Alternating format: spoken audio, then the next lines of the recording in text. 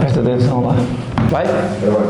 A paz do Senhor, meus irmãos. Estamos aqui mais uma vez aqui no nosso canal. Volta aí. Volta aí. Não tem volta. É só da continuidade. A paz do Senhor, meus irmãos. Estamos aqui novamente no nosso canal Falando a Verdade, com esse podcast, e você que nos acompanha será muito feliz e bem abençoado mesmo a nos acompanhar. Está aqui de novo aqui o Mateus, né, nosso professor aqui do nosso curso do IBAD, do curso médio em Teologia aqui em Santa Bárbara do Oeste. Top demais nosso curso, matricule com a gente, você vai aprender um pouco mais a palavra de Deus. Qual o nosso tema hoje? É um tema meio polêmico, meio doido, que não dá para explicar em pouco tempo, mas nós vamos tirar só dúvida aqui da sua cachola aí, a respeito de pré-tribulacionista e pós-tribulacionista. Não quero falar nem do mid, tá ali no meio de tribulação. Para ser rápido aqui, vamos falar do pré e do pós. Tá bom demais. Tá bom. Aí quem quer aprender um pouco mais, vem conosco em nosso seminário. Vamos fazer uma oração para começar. Pai amado, glorioso Deus, muito obrigado, Senhor, por essa oportunidade de estarmos aqui para aprendermos um pouco mais aqui da Tua Palavra. Abençoa o povo que está nos ouvindo, acompanhando neste podcast aqui, Falando a Verdade. Abençoa o Teu povo, no nome de Jesus. Amém. Vamos lá, Mateus. Nosso pano de fundo sempre vai ser Apocalipse. Para estudar escatologia, você tem que ir lá para Neemias, Esdras, Zacarias, Daniel. Muito importante. Se você não for lá, você não vai entender nada, que as profecias vêm se concretizar aqui no Apocalipse. As palavras de Jesus, de Paulo, é tudo escatológico, que é coisa do futuro. Então vamos lá. Eu começo fazendo a pergunta seguinte. Às vezes as pessoas têm medo da palavra Apocalipse. Entendeu? Apocalipse, a catástrofe. Tem escatofobia. Na realidade é o seguinte. A palavra Apocalipse significa revelação. Então eu não preciso ter medo da palavra revelação. E dentro dessa palavra Apocalipse, o livro das revelações, revela coisas boas e coisas ruins. Então, a pergunta é, a igreja está vivendo no Apocalipse, nas revelações? Se você fazer essa pergunta para algumas pessoas, falar, não, você está doido, rapaz, a igreja não está vivendo Apocalipse, não. Aí quando você começa a ler a Bíblia, que é o livro das revelações, a gente encontra a igreja no capítulo 2 e no capítulo 3. Então o que você entende? Que a igreja está vivendo Apocalipse, sim. Capítulo 2, capítulo 3 é o período da igreja. Então vamos lá. Abra sua Bíblia, hein? Apocalipse capítulo 1, o versículo 19. Aqui está um pano de fundo, Matheus, para a gente. Eu vou dar uma pincelada aqui e você entra aí com mais explicações. O capítulo 1, 19 diz assim, ó: escreve essas coisas que tem visto e as que são, não esquece a palavra, e as que são, e as que depois dessas hão de acontecer. Quando eu leio esse versículo, eu vou lendo, passo o período do capítulo 2, capítulo 3, até para que para ficar bem fácil aqui, ó. Há um gráfico você vai para Daniel capítulo 9, você vai encontrar lá bem especificado lá em Neemias, dizendo que da reconstrução do templo, da reconstrução do templo até o ungido, vai ter 7 semanas mais 62. Então, 69 semanas. Então, da reconstrução do muro até Jesus, 483 anos, 69 semanas. E a profecia de Daniel, lá em Jeremias, é de 70 semanas. Então, 70 vezes 7 dá 490. Então, da reconstrução a Jesus, 483. Falta quantos anos? 7 anos. 7 anos se falta para os 490. Então, interessante é que perguntam para Jesus assim, Jesus, Quantas vezes eu devo perdoar o meu irmão? É polêmico, hein? Quantas vezes? 7 Às vezes fala, não, 70 vezes 7. vezes 7. Se eu somar 70 vezes 7, dá quanto? O mesmo. 490. Porque é impossível um ser humano perdoar a mesma pessoa 490 vezes no dia. É impossível isso. A pessoa perdoa, falou mal de mim, me maltratou, perdoa uma vez, está perdoado. De novo, mesmo, afasta para lá, a gente não perdoa, é coisa de ser humano. Será que Jesus não estava falando nada escatológico, não? Você entende que em 490 anos, os judeus estariam perdoados e entrariam no milênio. Que 7 anos de grande tribulação, 7 anos de grande tribulação, acaba a tribulação, milênio. 483 que falta, mais 7 de grande tribulação, 490, os judeus estariam perdoados, Jesus está falando de perdão, e eles entrariam no milênio, no reino milenar. Tá? Então vamos lá. Quando eu vou no capítulo 4, está escrito capítulo 4 aí, Mateus, capítulo 4 do Apocalipse, para a gente entender, porque diga-se de passagem que eu sou pré-tribulacionista, tá bom? Quer entender o que é isso? Aqueles que creem que a igreja não passará pela grande tribulação. Então eu sou um pré-tribulacionista 5.1.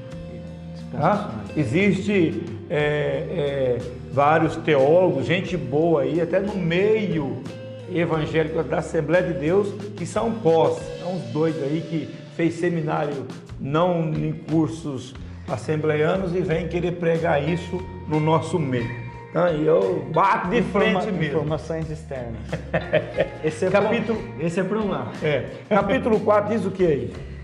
Tá, o senhor começou com 1,19, agora 4. Isso. E depois destas coisas. Certo ou não? Olha que interessante, eu pergunto para o texto.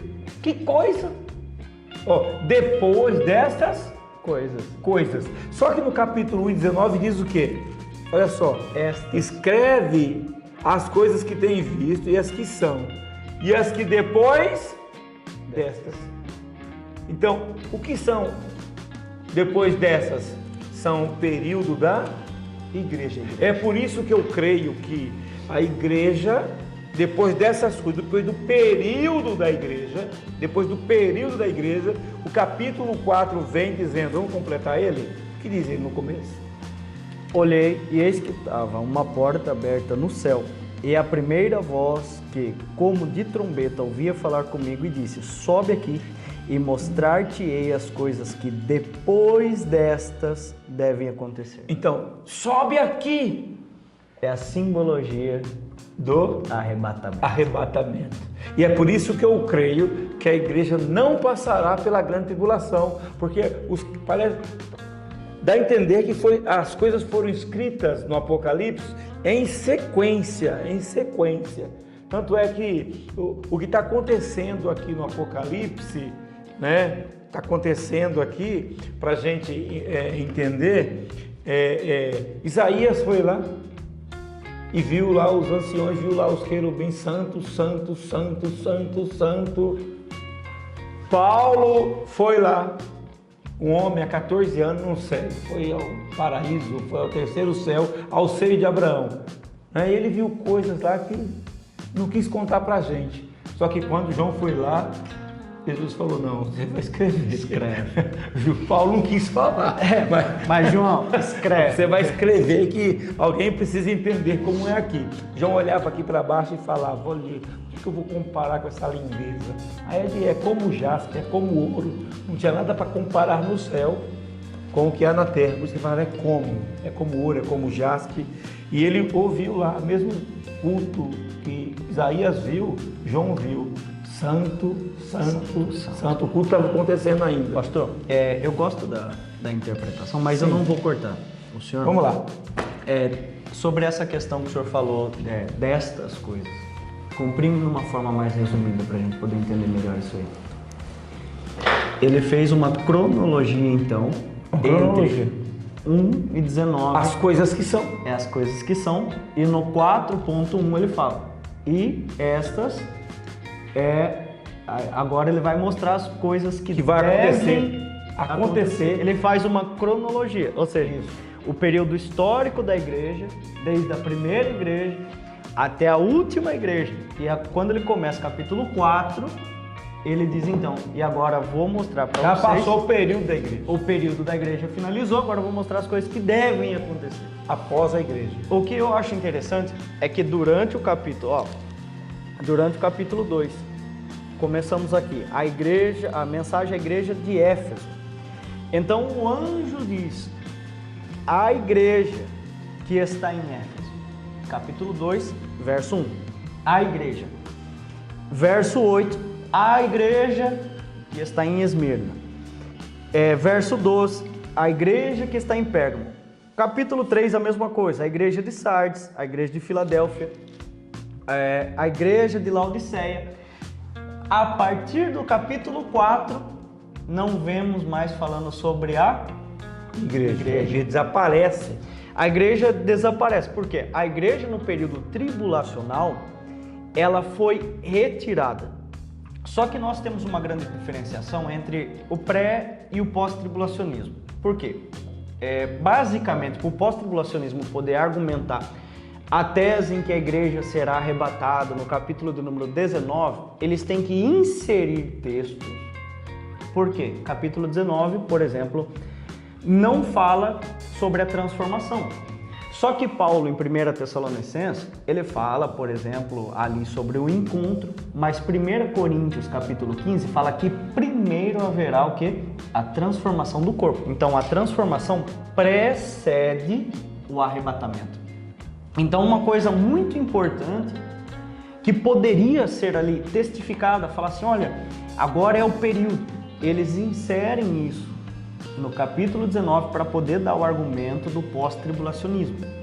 Nós, como pré-tribulacionismo, não podemos falar, está escrito aqui, porque nós não podemos inserir texto em cima daquilo que está escrito. Por isso que nós trabalhamos com simbologias, com tipos, e não com coisas concretas, porque em nenhum momento no Apocalipse está dizendo, olha, aqui a igreja está subindo. Por quê? Não tem esse texto. Se tivesse esse texto, não haveria pré, mes e pós. Certo? Mas nós conseguimos trabalhar isso de uma maneira mais simbológica. Mas a partir do dia que eu ouvi o senhor explicando sobre esta e estas, mudou um pouco o conceito sobre pré-tribulacionismo. Ficou mais forte mesmo. Ficou. Eu sempre costumo dizer o seguinte, indiferente se você é pré ou você é pós, entender de pré, entender de pós, entender de mid, o mais interessante de tudo isso é estar preparado para a vinda. Para quando Jesus vai voltar. Não adianta eu conhecer de pré, eu conhecer de mid, conhecer de pós, mas não estar preparado para a vinda. Porque será como um abrir e fechar de olhos. O que quer dizer isso, abrir e fechar de olhos? Eu, como sou pré, eu creio no abrir e fechar de olhos, certo? Ali o texto original fala sobre um átomo de tempo. O que é indivisível? Ali a palavra do grego vem do átomos, né? Aquele tempo indivisível, é um tempo tão pequeno que ele não pode ser dividido. Então é algo assim surpreendente a transformação do corpo. A gente entende como uma coisa imperceptível, né? Exemplo, dá uma olhada. Quando você piscou várias vezes, você não percebeu que está piscando. Piscar de olho Frações 7 milésimos de centésimo é a velocidade, menos do que a velocidade da luz. A gente está falando de você pisca o tempo inteiro e não percebe. Será um momento imperceptível. Quando você menos esperar, estou com Cristo na glória. Pré crê nisso. O pós crer que todo olho verá. É interessante a gente entender isso, porque no capítulo 19 é que fala que todo olho verá. Mas como nós cremos no rapto da igreja, harpazo. E sabe o que é interessante? É assim, como nós temos essa visão pré-tribulacionista, é claro que nosso entendimento ele é voltado em cima do pré-tribulacionismo. Por quê, pastor? Primeiro, para que serve a grande tribulação? A grande tribulação é o tempo de julgamento de Deus. O Antigo Testamento chama esse período como a ira de Deus. Durante vários períodos na grande tribulação, nós vemos chamado, por exemplo, sobre a ira do Senhor, a ira do Cordeiro, certo? Apocalipse capítulo número 7, salvo engano, fala sobre um período, eis aí a ira do Senhor. Então esse período é o período em que Deus sim julgará a terra. Será o derramamento da ira. Mas se nós temos algo para chamar a igreja ela é chamada de noiva do Cordeiro. A igreja é chamada, por exemplo, de esposa, a amada, a eleita. Agora, é incoerente nós dissermos assim, rapaz, a igreja vai passar pela grande tribulação. Pastor, mas como que a igreja vai passar pela grande tribulação se a tribulação não foi destinada para a esposa? É como, por exemplo, se eu contratasse alguém para ir lá e bater na minha esposa. Porque se você notar no texto, fala que foi permitido à besta que fizesse guerra contra os santos. Aqui entra em concordância com Daniel, capítulo número 7, que diz sobre o derramamento da ira ali, sobre foi permitido fazer guerra contra os santos. Foi permitido por quem? Quem é que dá permissão para a besta? Certo? Então acaba sendo uma incoerência dizer assim, que foi permitido. Como é que Deus permite fazer guerra à noiva? Então é uma incoerência. Vai contra santo separado. Vai contra separado, isso, né? Vai contra o caráter de Deus. Como você pode dizer, por exemplo, que Deus separou a sua noiva, mas ele permite, é como se eu contratasse eu nem posso falar isso em live, mas contratasse alguém, fosse lá e ferisse a minha esposa. Não seria eu direto, o agente direto, o contratante que contratou para executar tais coisas? Então assim, por esse motivo Quem são os santos? eu não consigo. Agora Apocalipse capítulo 3, verso do número 10, é muito interessante e é muito defendido pelos presos. Por quê? Aqui nós temos uma promessa. Porque guardastes a palavra da minha paciência, também eu te guardarei da hora da tentação. E esse da hora da tentação, eu vou até pegar aqui para conseguir fazer uma regra hermenêutica, porque ele fala sobre o ektes peirasmos. Esse ektes, ele envolve algo ser retirado de dentro para fora, porque o ek do grego, quando ele está preposicionado ali, ektes, ele sempre quer dizer retirar algo, por exemplo, de dentro para fora. Eclésia, né? Por exemplo, é difícil, ao contrário, por exemplo, da utilização da palavra em do grego, porque em é preservar dentro. Então, se eu tenho algo dizendo assim, que eu estou retirando algo daqui, só que qual é a natureza da grande tribulação? É toda a terra, porque que há de vir sobre todo o mundo. Ou seja, não é algo focado aqui, focado não. A Bíblia vai dizendo que é algo que vai ser derramado sobre todo o mundo. Só que antes da hora da tentação eu tenho uma promessa. Qual? Ektes peirasmos. Por exemplo, se eu estou aqui, nós estamos aqui na mesa, e eu sei que vai vir alguém e vai roubar, por exemplo, a tua garrafa d'água que está aí. O que seria lógico? Eu protegê-la ela aqui, na tentação, que não tem coerência gramatical nesse contexto, ou protegê-la retirando? Porque harpazo indica que eu estou retirando algo para evitar um prejuízo futuro. Não tem, essa é a nossa coerência gramatical, o quê? Deus está retirando a sua noiva, retirando a igreja, permitindo o período tribulacional. Nós vemos então em Apocalipse falando partes onde dizem, os pós-argumentam dizendo será a igreja, só que lá são santos, eleitos, mas não são a palavra igreja. Eles deixam de ser igreja Igreja é enquanto nós estamos pregando o Evangelho. Santo, não quer dizer igreja. Nós temos diversos contextos no Antigo Testamento. Ungido, falando, por exemplo, santo. tratando os judeus.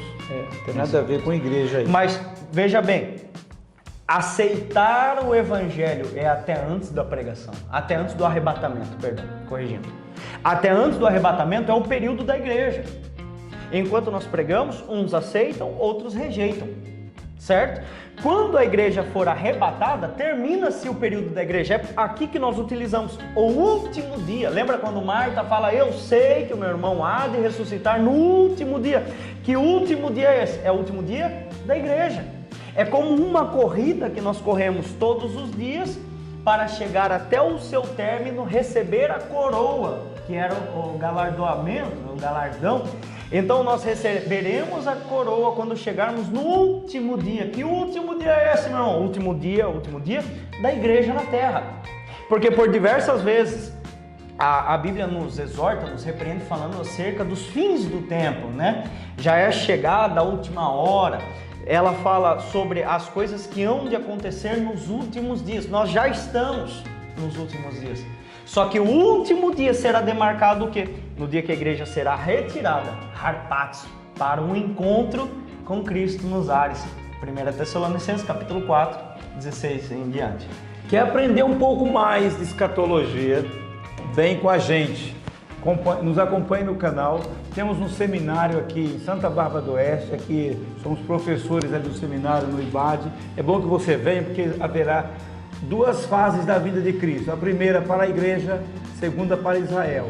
E as pessoas pensam que a segunda é o arrebatamento da igreja. Venha com a gente, você vai ficar bom demais. Não, mas espera aí, pastor, eu não sei se o senhor pode entregar todo o tesouro, mas o senhor me falou uma coisa que mudou a chave na minha mente. Sobre o quê? Lembra que o senhor me falou aquela vez?